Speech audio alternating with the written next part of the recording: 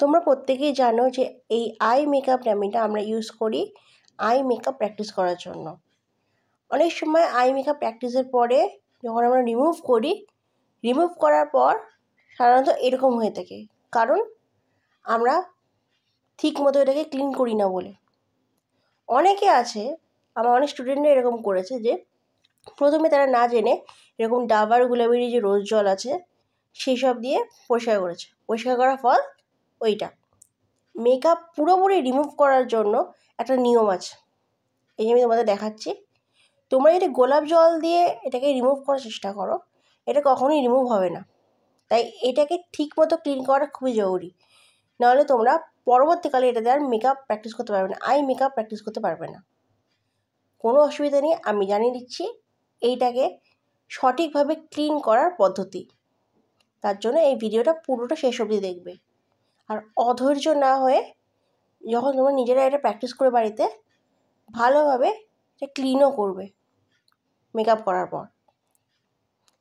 এই যে দেখো, আমি অনেকটা চেষ্টা করেছি তুলো দিয়ে ভালো করে রিমুভ করার জন্য গোলাপ জল দিয়ে, তারপরও পুরোপুরি ক্লিয়ার হয়নি। তাহলে এবার আমি তোমাদের দেখাবো এর সহজ সমাধান। এখানে আমি ইউজ করছি Joy hydra refresh ultra light gel. এটা 0 অয়েল ময়শ্চারাইজার আছে, এটা তোমরা ইউজ করতে পারো এটাকে ক্লিন করার জন্য। কি করে ক্লিন করতে হবে ভালো করে দেখো, আমি ভিডিওতে পুরো স্টেপ বাই স্টেপ দেখিয়েছি।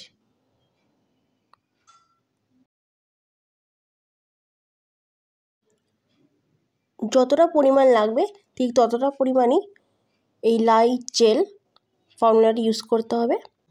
ঠিক এইভাবে ক্লকওয়াইজ অ্যান্টি ক্লকওয়াইজ এটাকে ক্লিন করতে হবে। যেই যে জায়গাটা দেখছো একদম উঠছেই না, সেই যে জায়গাটায় ভালো করে ক্লিন করতে হবে।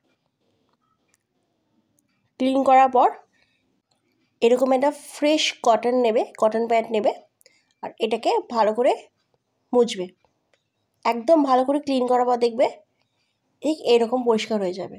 একটু টাইম লাগবে, কিন্তু ভালো করে যদি তুমি এটাকে জেল দিয়ে যদি ক্লকওয়াইজ অ্যান্টি ক্লকওয়াইজ ভালো করে ক্লিন করো, তাহলে দেখবে পুরোপুরি একবারই উঠে যাবে। এরপরে এক্সট্রা কিছু থাকলে ওই তুলোটা দিয়েই, সেম তুলোটা দিয়েই ভালো করে সেই জায়গাগুলো ক্লিন করবে। এর জন্য দেখো আমি এখানে কোনো কাট করিনি, তোমাদের ভালো করে বোঝানোর জন্য আমি পুরোটাই তোমাদেরকে দেখিয়েছি এই ভিডিওর মধ্যে।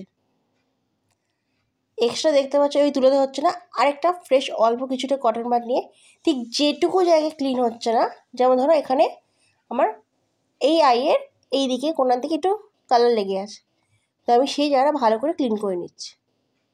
কোনো জল লাগাবে না, কোনো রকম কিছু লাগাবে না, এই এই লাইট জেল আর তুলো এনাফ এটাকে ক্লিন করার জন্য।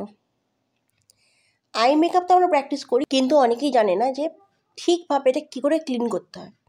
তো এর জন্য আজকের আমি ভিডিওটা পার্টিকুলারলি করলাম, কারণ আমার অনেক স্টুডেন্টরা আমাকে অনেকে জিজ্ঞাসা করেছে যে কী করে এটা ক্লিন করতে ম্যাডাম, এটা ভালো করে জানানোর জন্য। তো আই হোপ এই ভিডিওটা সবার হেল্প করবে।